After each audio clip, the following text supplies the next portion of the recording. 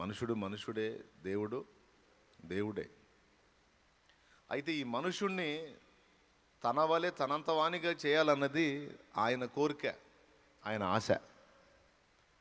అందుకే మనల్ని అలా తీర్చిదిద్దటానికి చాలా ప్రయాసపడుతున్నాడు దేవుడు. సరే, దాన్ని అటు ఉంచితే, మీరు అన్నారు దేవుడు పరిశుద్ధుడా మనుషుడు పరిశుద్ధుడా అంటే దేవుడే పరిశుద్ధుడు. మరి దావీదు పరిశుద్ధుడు కాడా? దావీదు పరిశుద్ధుడు కాడా? ఒకవేళ ఆయన క్రియల్లో నిర్దోషత్వాన్ని బట్టి ఒకవేళ పరిశుద్ధంగా నడుచుకుని ఉండొచ్చు గాక, కానీ ఆదాము సంబంధిత రక్తము దావీదులో కూడా ఉన్నందున దావీదు కూడా పాపియే అని ఏం చెప్పాలా? ఆయనే చెప్పాడు, పాపములోనే నా తల్లి నన్ను గర్భాన ధరించింది, పాపములో నుండే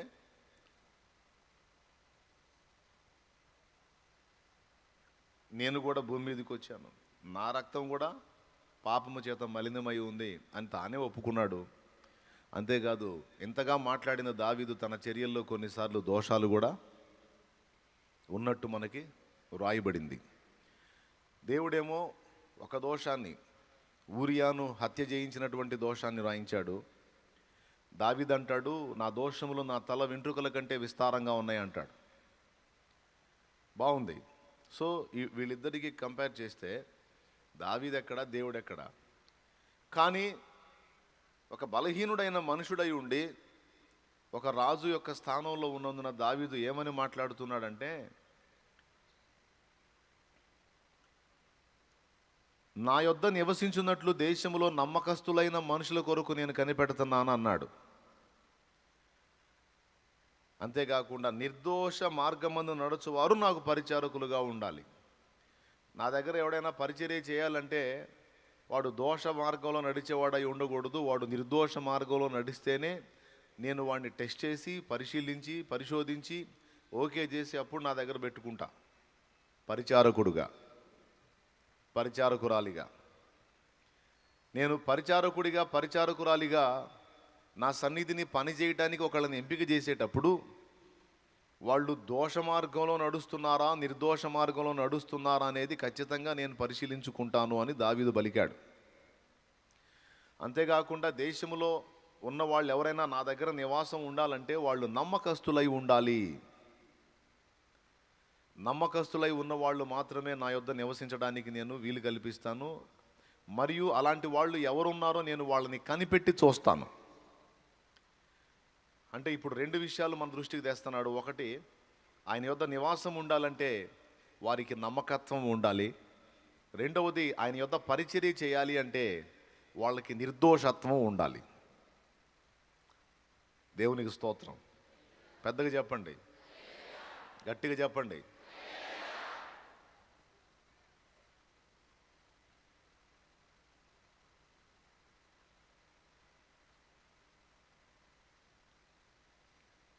ఒక మనుషుడే ఈ మాట పలికాడు, డౌట్ లేదు అందులో.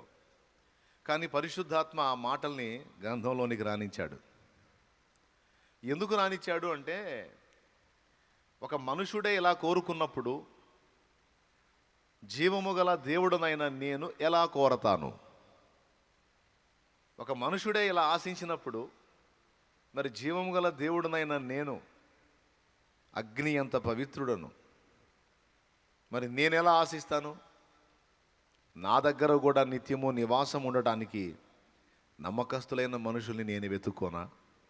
వాళ్ళని సైతం నేను కనిపెట్టనా? నా యొద్ద కూడా పరిచర్య చేయాలి అంటే నిర్దోషమైన మార్గములో నడుచుకునే వారిని నేను ఆశించనా? ఖచ్చితంగా ఆశిస్తాను. ఇంకా ఈ మాటలు దావీదు చెప్పడం కంటే దేవుడు చెబితే అది న్యాయం. ఎందుకంటే దావీదు నమ్మకస్తుడో కాదో, కానీ దేవుడైతే నమ్మకస్తుడే, 100% నమ్మకస్తుడు. తాను నమ్మకస్తుడై ఉండి తన యొద్ద నివసించే వాళ్ళని నమ్మకస్తులుగా ఉండాలని కోరుకోవటం న్యాయం. తాను అపనమ్మకస్తుడిగా ఉండి తన యొద్ద ఉండాల్సిన వాళ్ళు నమ్మకస్తులుగా ఉండాలని కోరటం, సార్ మీరు ఎలా ఉన్నారు సార్? మీరే అపనమ్మకంగా ఉండి మళ్ళీ మీ దగ్గర ఉండి మమ్మల్ని నమ్మకంగా ఉండమంటే ఎట్లా ఉంటాం సార్? కుదరదు అట్లా. మీరే దోష మార్గంలో నడుచుకుంటూ మమ్మల్ని నిర్దోష మార్గంలో నడుచుకోమంటే ఎట్లా సార్? మీరు నడవండి, వంకర టింకర లేకుండా చక్కగా నడవండి, మేము కూడా నడుస్తాం. దావీదుకు సౌండ్ ఉండదు, కానీ దేవుణ్ణి నువ్వు అనగలవా ఆ మాట? దేవా, నీవు నిర్దోష మార్గమున నడిచి మమ్మల్ని నడిపించు అనగలవా? నీ చేత ఆ మాట చెప్పించుకోడు దేవుడు, నా చేత ఆ మాట చెప్పించుకోడు దేవుడు. ఎందుకంటే ఆయన నమ్మకమైన వాడు మరియు దోషరహితుడు, నిర్దోషమైన మార్గమున నడిచేవాడు, నడవమని మనల్ని పిలిచేవాడు. ఈ రెండు విషయాల మీద మీ మనస్సును ఉంచండి ప్రిలారా. ఇది చాలా కీలకమైన విషయం. ఒకడు దేవుని యొద్ద తన ఉనికిని స్థిరపరచుకోవాలి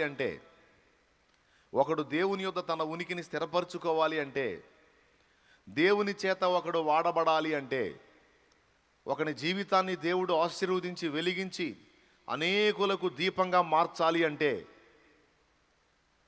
ఖచ్చితంగా ఈ రెండు సంగతులు దృష్టించాలి. సమాజంలో బ్రతికేటువంటి మనుషులు రెండు రకాలు. మీరు ఏ కోవకు చెందుతారో, ఎలా బ్రతకాలనుకుంటున్నారో మీరు చెప్పండి ఇప్పుడు నాకు. సమాజంలో బ్రతికేటువంటి మనుషులు, స్త్రీలు పురుషులు రెండు రకాలు.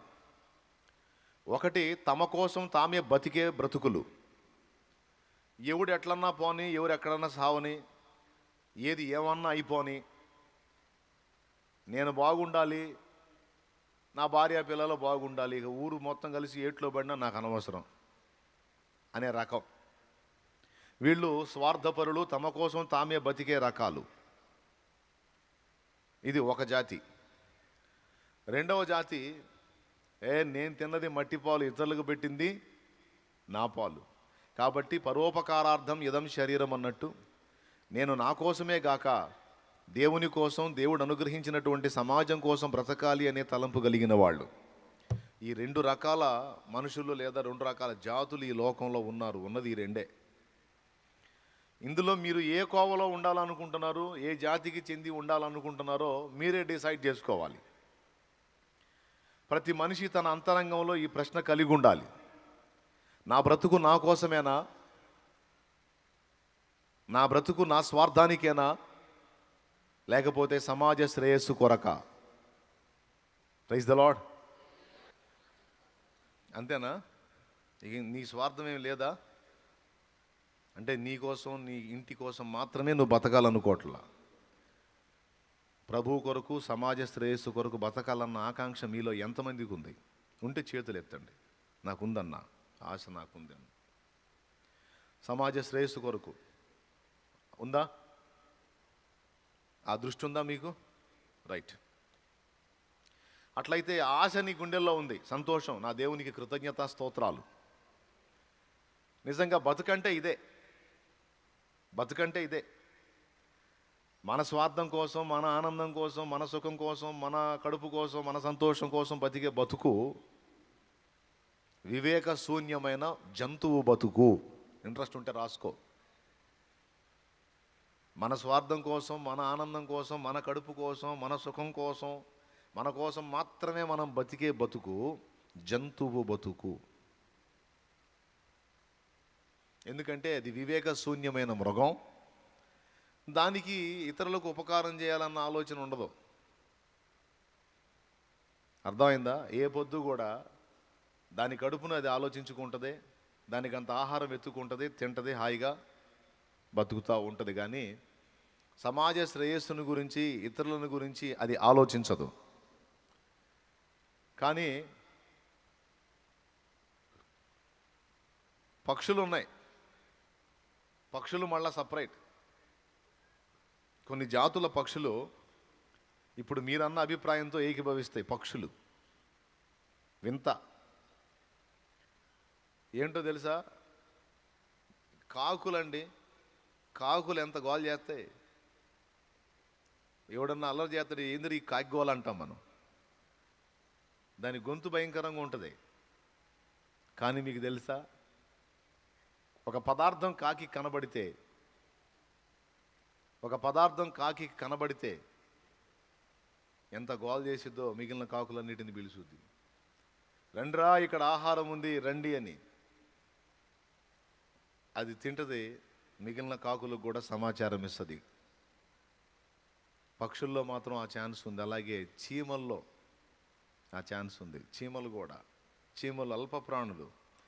ఒక తీయని పదార్థం, ఒక బెల్లం ముక్క అక్కడ వెయ్యి, కొన్ని నిమిషాలలో వందలాది చీమలు అక్కడికి వచ్చేస్తాయి. తెలుసు కదా మీకు. ఈ వీటిని బట్టి ఒక పాట రాశాను దేవుడిచ్చిన తలంపుతో. సహోదరులు ఐక్యత కలిగి నివసించుట ఎంత మేలు ఎంత మనోహరం అనే పదాన్ని అలాగే పెట్టేసి ఓ పాట ఇప్పుడు చాలా క్రితం రాశాను దేవుడిచ్చిన తలంపుతో. మహానుభావుడు. అల్లరివైన కాకుల ఐక్యత చూడు, ప్రతిదానికి అన్నిటినీ పిలుచుకొనురా. అడవు పందుల్లో కూడా ఐక్యత ఉంది. ఒకదానికి కష్టం వచ్చి గీ అందంటే అన్ని వచ్చి ఎగబడతాయి. అంటే ఐక్యత గురించి మాట్లాడే విషయం. కానీ క్రూర మృగాలు ఉన్నాయండి, మృగములు, వివేక శూన్యములకు మృగములు అన్నాడు. అవి పట్టబడి చంపబడుటకే కానీ దేనికి కొరగావని. ఈరోజు తన స్వార్థానికి తన ఆనందానికి నేను నా అనేటువంటి జీవితంలో బ్రతికేవాడికి బ్రతికే ఆమెకి మృగానికి తేడా లేదు. సో మీరందరూ చాలా వరకు చదువుకున్న వాళ్ళు ఉన్నారు, కొద్ది గొప్ప చదువు లేని వాళ్ళు కూడా ఉన్నారు. చదువు లేకపోయినా కొంతమందికి సంస్కారం వివేకం ఉంటాయి, కొద్దిగా ఆలోచిస్తారని ఈ మాట చెప్తున్నా. అందులో యేసు ప్రేమని రుచి చూసినటువంటి వాళ్ళు, యేసు యొక్క ఆత్మను పరిశుద్ధాత్మను పొందుకున్న వాళ్ళు ఎట్టి పరిస్థితుల్లో తమ స్వార్థానికి బ్రతకడానికి ఇష్టపడరు. దేవుని పరిశుద్ధాత్మ స్పర్శ, బాప్తిస్మం పొందక మునుపు దేవుని పరిశుద్ధాత్మ స్పర్శను వారు ఎరగరు. ఒకవేళ స్వార్థానికి ఆలోచించుకొని స్వార్థానికి బ్రతుకుతుంటే వాళ్ళు ఎరగరు కాబట్టి బ్రతుకుతున్నారు. కానీ మారు మనసు పొంది బాప్తిస్మం పొంది పరిశుద్ధాత్మతో నింపబడినటువంటి వ్యక్తిగా నువ్వు ఉంటే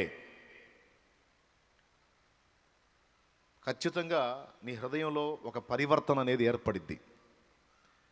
ఇక ఏదైనా నీ మట్టుకు నువ్వే తినబుద్ధి కాదు, నలుగురికి ఆ ఆహారం పెట్టడంలో నీకు ఆనందం అనిపిస్తుంటుంది.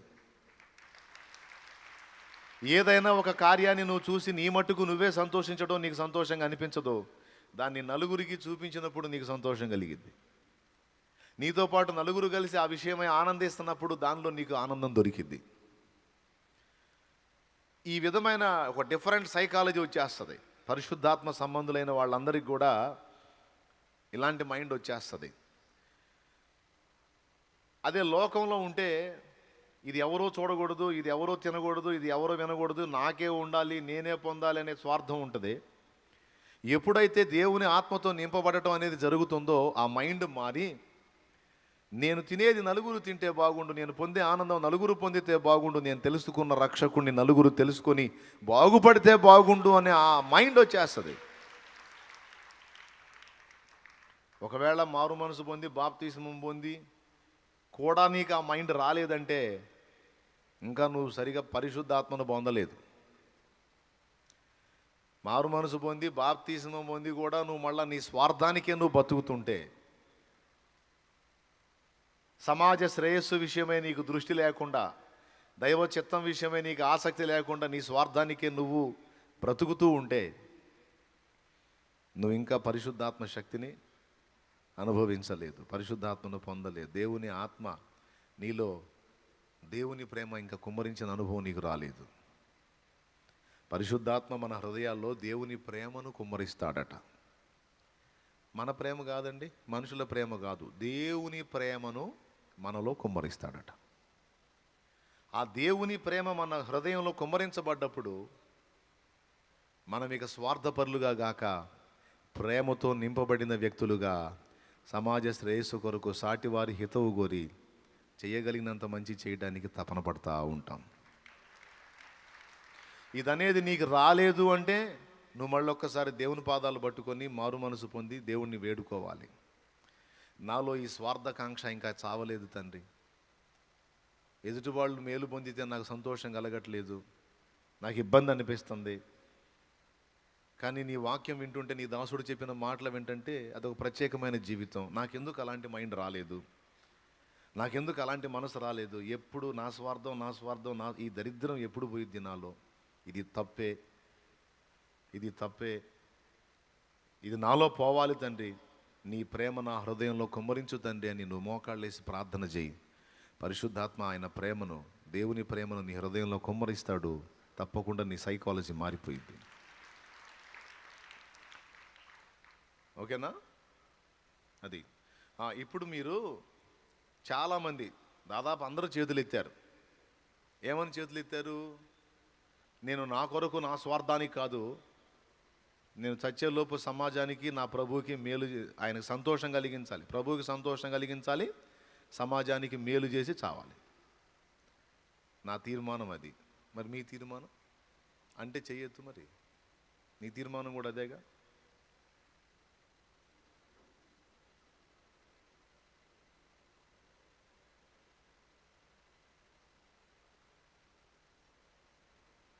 రైట్, అన్ని హ్యాండ్స్ లేచినాయి, సంతోషం.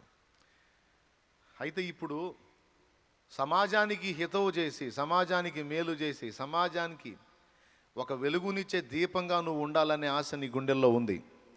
ఎన్ని చేతులైతే లేచినాయో అన్ని హృదయాల్లో దేవుని ప్రేమ కుమ్మరించబడి ఉంది. ఆనందం. ఇప్పుడు నువ్వు వెలగాలి, సమాజానికి ఒక దీపమై వెలగాలి, త్రోవ చూపించాలి, వాళ్ళ జీవితాలు దిద్దుకోవడానికి నువ్వు మార్గదర్శకుడివి, మార్గదర్శకురాలివి కావాలి. ఇది నీ హృదయవాంఛ. ఈ రెండు నీ వల్ల జరగాలి అంటే, వినండి, ఈ రెండు నీ వల్ల జరగాలి అంటే ఖచ్చితంగా దేవుడు నిన్ను వెలిగించాలి, దేవుడు నిన్ను బలపరచాలి, సమాజానికి హితవు చేయనట్లు, మేలు చేయనట్లు దేవుడు నీకు ద్వారాలు తెరవాలి, అవకాశాలు ఇవ్వాలి. ఇప్పుడు కొంతమంది పెద్దవాళ్ళని చూస్తాం, ముసలోళ్ళు అంటే ఇద్దరు, భార్యాభర్త ముసలోళ్ళు ఇద్దరు, ఆయనకి మళ్ళీ గుండె బలహీనత. ఓ రోజు వాళ్ళని కలిస్తే అడిగా నేను, కొద్ది కాలంగా మీరు నన్ను వెంబడిస్తున్నారు కదా, ఏదన్నా 4 ఆత్మలు రక్షించారా, ఏదన్నా ప్రజలకు మేలు చేశారా అంటే వాళ్ళిద్దరూ చెప్పారు, అయ్యా దేవుడి కృప వల్ల మమ్మల్ని రక్షణలోకి ఈ మధ్యకాలంలో నడిపించాడు తండ్రి, మేము తెలుసుకున్న రక్షకుని ఇతరులకు పరిచయం చేయటం మొదలుపెట్టాం, దేవుని మహాకృపతో 51 ఆత్మలను ఇప్పటి వరకు మేము రక్షణలో నడిపించామని చెప్పారు వాళ్ళు. 51 ఆత్మల్ని భార్యాభర్త ఇద్దరు కలిసి రక్షణలోకి నడిపించామని సాక్ష్యం ఇచ్చారండి. రేపు ఏసై ముందుకు పోయి నిలబడితే, చీ ఏం బ్రతుకులు మీ పొండి అంటాడా? నమ్మగలరా? మరి 51 ఆత్మను వాళ్ళు రక్షించారంటే. కానీ అది నిజం.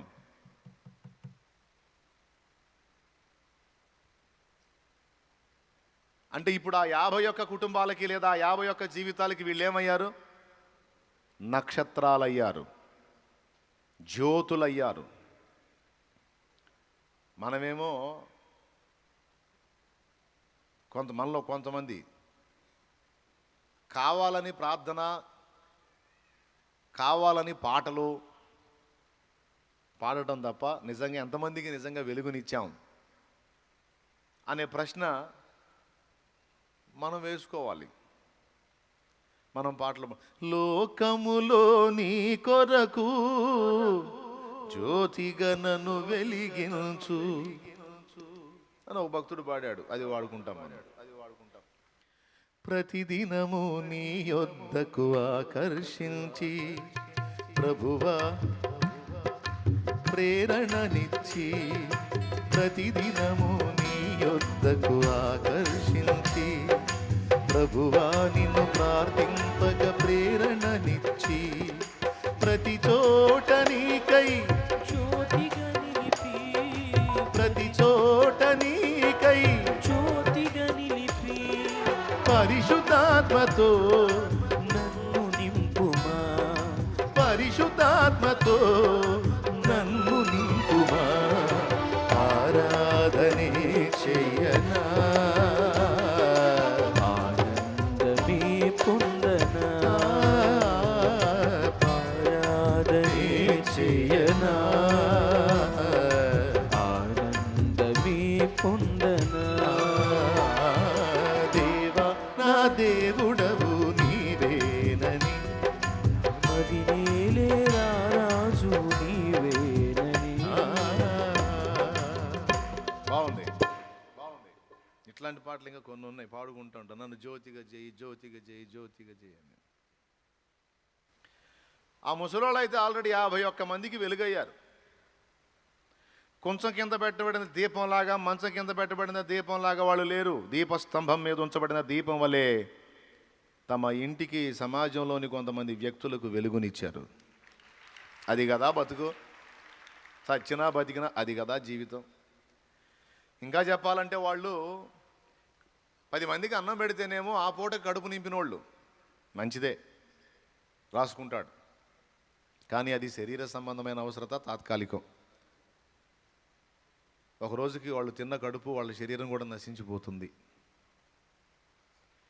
కానీ ఒక వ్యక్తికి క్రీస్తును పరిచయం చేసి, ఒక కుటుంబాన్ని, ఒక వ్యక్తిని ప్రయాసపడి దేవుని ప్రేమను కనపరిచి రక్షణలోనికి నడిపిస్తే, ఒక కుటుంబాన్ని ఒకవేళ నువ్వు రక్షణలో నడిపించగలిగితే నువ్వేం చేసినట్లు తెలుసా? ఆ వ్యక్తి శరీరాన్ని కాదు, శాశ్వతంగా జీవించి ఉండే ఆత్మను నిత్యం వండే నరకాగ్ని నుండి కాపాడిన దానివి, కాపాడిన వాడివి.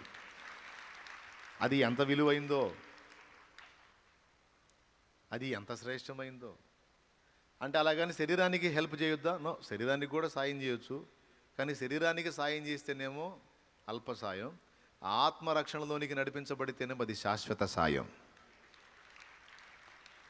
ఇక రేపు పరలోకంలో ఆ వ్యక్తి నిత్యమంతా, నిత్య జీవం అంతా ఉంటాడు కదా, ఉంటుంది కదా. ఇక వాళ్ళు ఎన్నడూ కూడా నిన్ను మర్చిపోరు, నీ కంట వాళ్ళు కనపడుతూనే ఉంటారు. నీకు వాళ్ళు ఎదురుపడ్డ ప్రతిసారి కృతజ్ఞతలు చెప్తారు. అంతే. అది శాశ్వత ప్రయోజనం కలిగించేది. సువార్త నమ్మువారిని అందరినీ రక్షించుటకు శక్తి కలిగినది. సువార్త బాధలు, కష్టాలు, కన్నీళ్ళు, రోగాలు, సమస్యలు, కుటుంబ ఇబ్బందులు అందరికీ ఉన్నాయి. ఇంకొక ముసలాయన గురించి చెబుతా. ఆయన ఎప్పటికీ 100 మందిని దాటి రక్షణలో నడిపించాడు ముసలోడు. అంటే ఆ ఒక్కడే కాదు, చాలామంది ఉన్నారు. నిలబెట్టి సాక్ష్యం ఇవ్వాలంటే బోల్డ్ అంతమంది ఉన్నారు. కానీ ఆయన 100 మందికి పైన రక్షణలో నడిపించాడు. మొన్న కోటాల్లో కూడా తడవకోకుండా ఎంటేసుకుని వస్తున్నాడు. నాకు మైండ్ పోద్ది అతను చూస్తే. మళ్ళీ ముసలాయన ఎంత ఈజీగా 75 ఉంటాయి. 75. ఇప్పుడు 50 దాటంగానే ఇక 60లోకి రాగానే ఇంకేముందిలే అంత అయిపోయాడులే అంటున్నాడు. 75 ఏళ్ళోడు మనిషిని అంటేసుకొని తిరుగుతున్నాడు. రా రా రక్షణ పొందుదు కదా, లేకపోతే పోతావు, నరకానికి పోతావుదా, నీకోసం యేసయ్య ప్రాణం పెట్టాడని. చూడండి, అంటే ఇప్పుడు కాటికి కాలు దాచినటువంటి ఆ వృద్ధుడు వందలాది మందికి దీపం అయ్యాడా లేదా? ఏమి లేదు. ఇక అతని మనసంతా కూడా దేవుని వాక్కుతో నింపబడిపోయింది. చదువు, అక్షర జ్ఞానం లేదు. పెద్దాయన నీ పేరు రాయి వెంట, నాకు రాదయ్యా సంతకం పెట్టు. పుస్తకాన్ని పుస్తకం అంటాం కూడా రాదు, బొక్కులు అంటాడు. బొక్కులు అంటే ఇంగ్లీష్ పదం బుక్. ఆ బుక్ని బుక్ అంటాం రాదు, పుస్తకం అంటాం కూడా రాదు. బొక్కులయ్యా, బొక్కులు కొనాలంటాడు. అంటే మొరటువాడు, అక్షర జ్ఞానం లేనివాడు, కానీ గుండెలో దేవుని ప్రేమతో నింపబడినవాడు. 75 ఏళ్ల వృద్ధుడు. పెద్ద ఆయన, ఎప్పుడొచ్చినా బొక్కులు అంటావు, ఇంకా 4 ఉన్నారయ్యా, ఊరు పోయి రావాలా అంటుంటావు, ఆడంటావు, ఏడంటావు, ఏంది నీ అవసరం? ఏం ఒక్కటి కూడా అడగపోయింది పెద్ద ఆయన. ఏముందయ్యా నా అవసరం? ఆయన ఉండలా? ఆయనకి తెలియదా? కాదయ్యా, ఆయన ఉండలా, ఆయనకి తెలీదు. నేను గీడిచిపెట్టి నీ ప్రాణం తీయటం ఎందుకు? నా ఏదైనా నా కుటుంబం, ఆయన కుటుంబం మళ్ళీ పెద్దది, చిన్న కుటుంబం కాదు, పెద్ద కుటుంబం. కొడుకులు, కూతుళ్ళు, వాళ్ళకి పిల్లలు, మనవ సొంతం 75 ఏళ్ళోడు. మరి వాళ్ళ మనవలు కూడా పిల్లలు. మరి ఇప్పుడు పెద్ద కుటుంబం అయిపోయింది. ఎన్ని బాధలు ఆయనకి? ఏమండి, ఒక భర్త ఒక భార్య ఇద్దరు పిల్లల్ని పెట్టుకొని ఓ హబ్బా కొంతమంది తిరణాలు ఇళ్ళల్లో. మరి అలాంటిది అంత పెద్ద కుటుంబాన్ని పెట్టుకుని ఎన్ని బాధలు, కానీ ఒక్కటి కూడా ఇంతవరకు చెప్పాలా. ఏది ఎప్పుడన్నా వస్తే ఫలానోడు ఇట్టయ్యా, ఫలానోడు అట్టయ్యా, ఇంకొక ఆత్మ ఉందయ్యా, ఇంకొకడు ఉన్నాడయ్యా అని చెబుతాడు.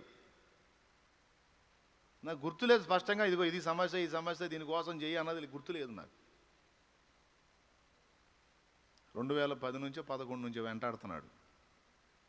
ఎందుకు ఈ మాటలు చెప్తున్నానంటే,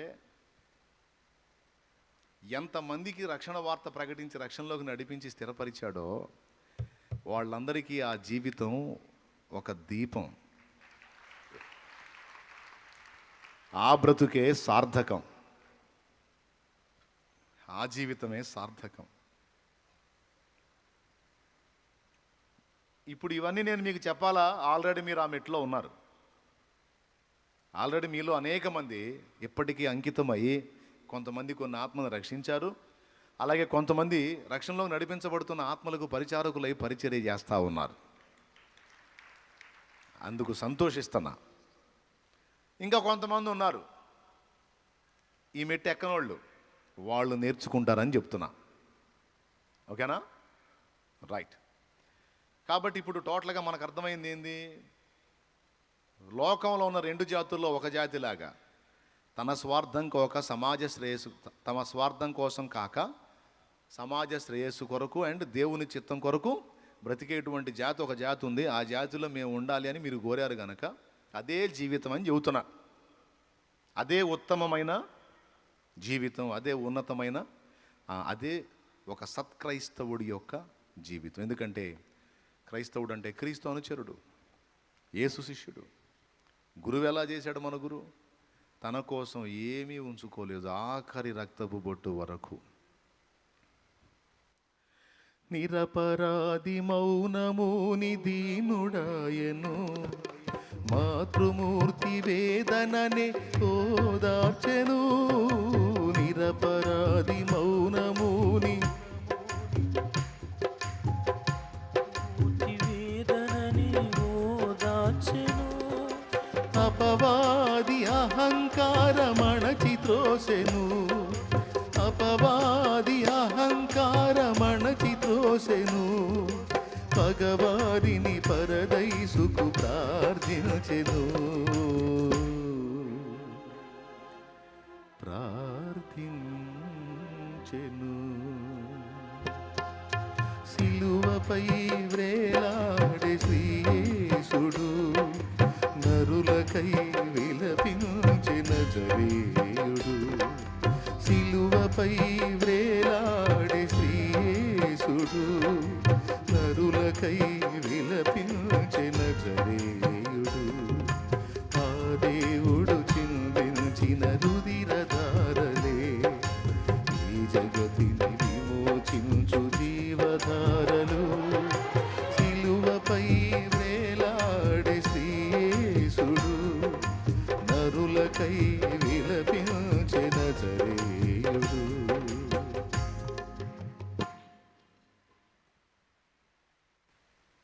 పగవారి కోసం వాళ్ళని పరదైసుకు చేర్చమని ప్రార్థించాడట. వాళ్ళకి తెలియదయ్యా అని. యేసు మనసు తనకు కీడు తలపెట్టిన దుర్మార్గుల రక్షణ కోసం ప్రార్థన చేశాడండి.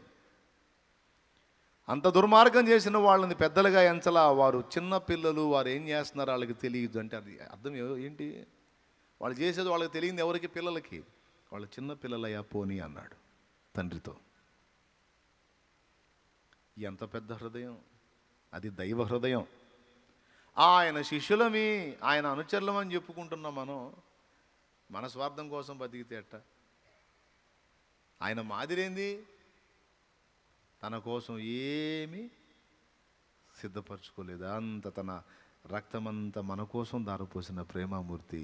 ఆయన అనుచరులంగా మనం మన కోసము గాక ప్రభువు కోసము, ప్రజల కోసము బ్రతుకుట అనేది మన తీర్మానమై ఉండాలండి.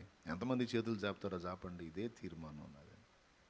ఇప్పుడు ఏం చేతులు జాపి ఏం ప్రమాణం చేస్తున్నారు? నేను నా కోసం గాక, నా ప్రభు కోసం నా సమాజం కోసం కొంతైనా బతకాలని ఆశపడుతున్నాను.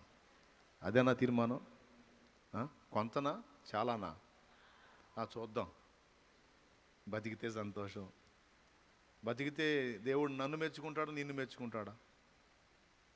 ఇప్పుడు నేను ప్రయాసపడ్డానండి, రేపు కిరీటం నా నెత్తిన పెడతాడు, మీ నెత్తిన పెడతాడా? అంతే.